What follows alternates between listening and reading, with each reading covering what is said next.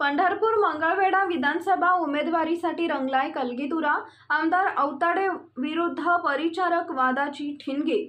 लोकसभा निवडणूक निकालाचा महाविकास आघाडीच्या यशाचा गुलाल अद्याप अंगावर असतानाच विधानसभा निवडणुकीच्या निमित्ताने पंढरपूर मंगळवेढ्यातील दोन्ही पक्षांच्या नेत्यात ठिणगी पडली आहे।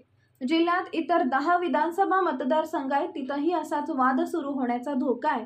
पंढरपूर मंगळवेढ्यातील ठिणगीने वणवा पेटल्यास कठीण होणार आहे। लोकसभा निवडणुकीत महाविकास आघाडीनं जिल्ह्यात चांगलं यश मिळवलंय।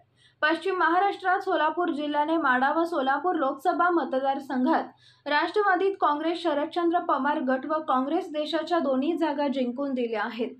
त्यामुळे राष्ट्रवादी काँग्रेस शरदचंद्र पवार गट, शिवसेना उद्धव ठाकरे गट, काँग्रेस पर्यायाने महाविकास आघाडीची राज्यात शान राहिली आहे।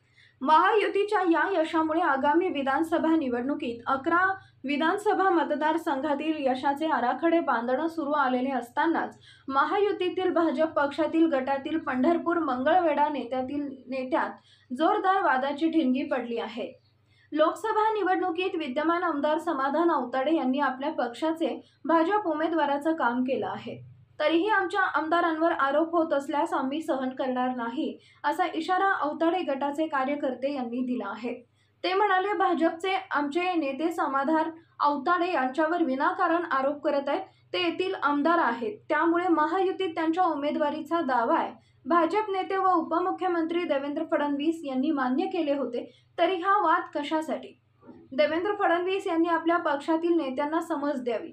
पंढरपूर मंगळवेढा मतदारसंघातील भाजपचे विद्यमान आमदार समाधान औताडे आणि भारतीय जनता पक्षाचे विधान परिषदेचे माजी आमदार प्रशांत परिचारक यांच्यात जोरदार वाद सुरू झालाय।